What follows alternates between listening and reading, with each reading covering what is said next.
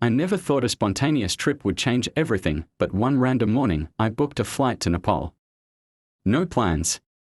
Just a bag, my camera, and a heart craving something new. Kathmandu hit me like a dream, colorful prayer flags dancing in the wind, smells of incense mixing with spices, and people smiling with a warmth that instantly made me feel like I belonged.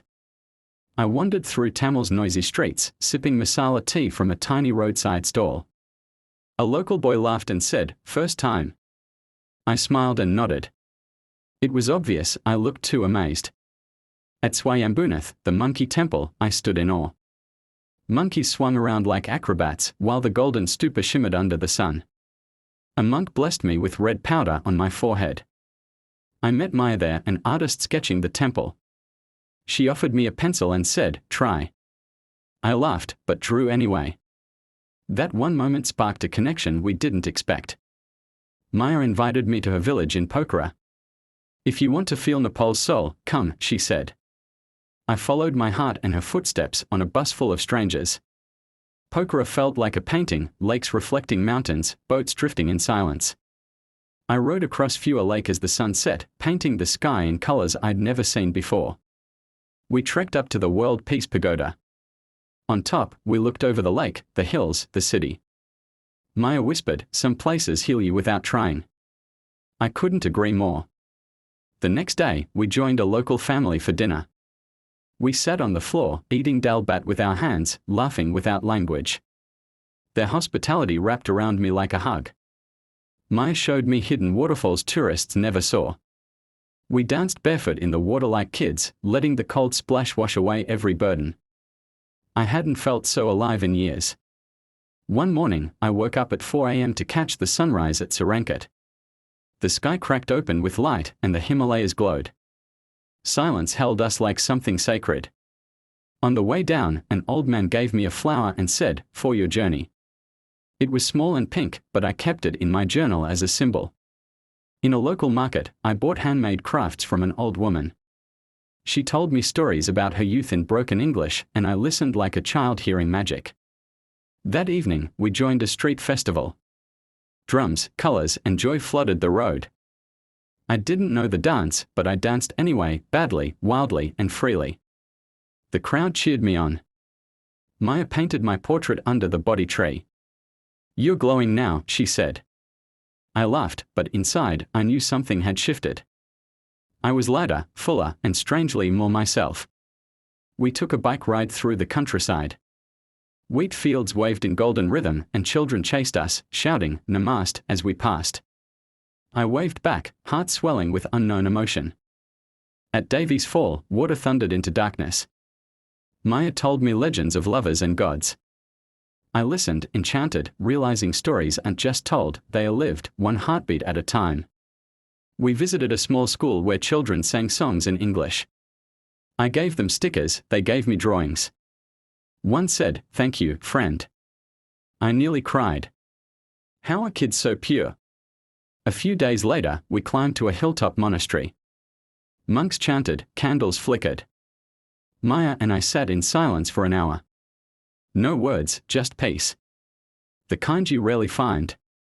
I met a traveler from Brazil who had been on the road for 2 years. He said, "The more places I visit, the more human I become." I felt that deeply. That night, I sat under the stars, journaling beside the lake.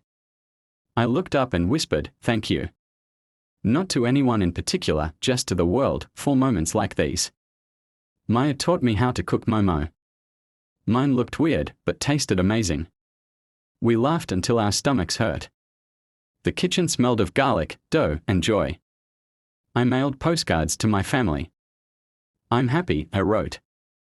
"I've never been this happy." And I meant it. No place had ever made me feel this whole. At a music cafe, I met local musicians.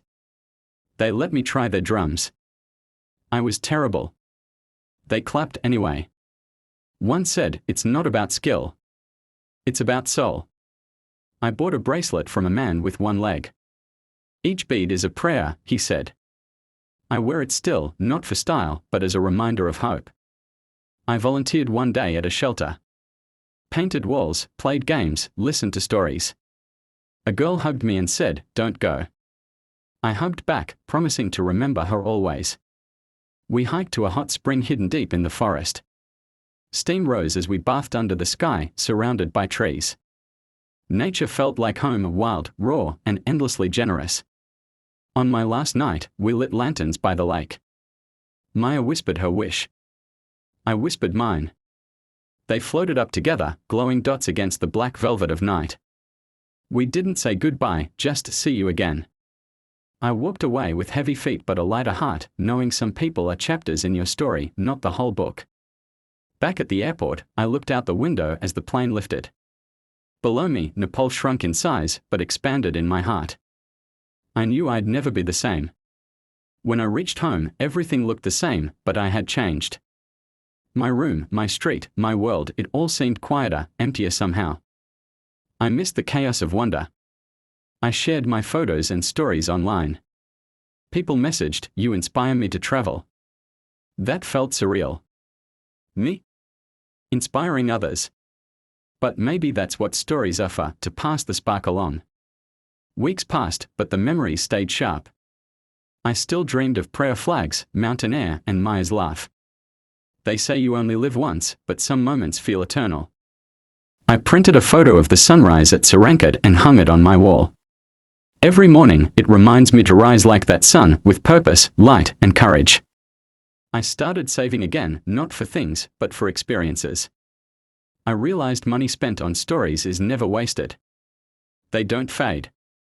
They grow richer with time. Sometimes I call Maya. We laugh, we remember. She says, "Nepal misses you." I say, "Me too." Some connections stretch across miles like invisible threads that never break. I now travel often.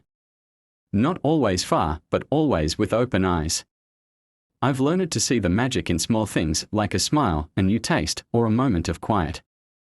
People ask, what was the best part of the trip? I say, everything. Because it wasn't one thing, it was the whole tapestry. Every thread mattered.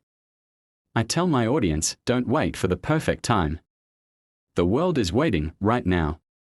Go, see, feel, fall in love with life. You'll never regret it. Even now, when I walk in my own city, I look at it like a tourist. That's the gift of travel, it teaches you to see, even when you return. I visit temples here, light incense, and close my eyes. Sometimes I feel like I'm back on that hilltop, with monks chanting and wind whispering through prayer flags. Every time I see someone struggling, I think of that flower from the old man. A small act. A big impact. I try to pass it on in my own way. When I cook momo for friends, I tell them the story of my first clumsy fold. We laugh, eat, and for a while, we are transported to a little kitchen in Pokhara. My audience often asks for stories. So I give them this one, because it's not just mine. It belongs to the people I met, the land I loved, and now, to you. Travel doesn't fix you. But it stretches you, fills you, teaches you. I learned to be present, to listen, to care, and to let go. That's the real journey. I started a blog to share more stories. Not just the glossy parts, but the honest ones too. The moments of doubt, discovery, and quiet joy. I tell everyone now, travel like you're falling in love, with your eyes wide, your heart open, and no expectations. Let the world surprise you. It always will. Years may pass, but I know I'll return. Maybe not to the same places, but to the same spirit. The one that says, this world is beautiful. Go live in it. And when I do, I'll carry this story in my pocket like a compass. Not to find direction, but to remember who I became when I followed my heart. So if you're listening to this, let it be your sign. Pack that bag. Book that flight. Chase that sunrise. And one day, you'll tell your own story like this one.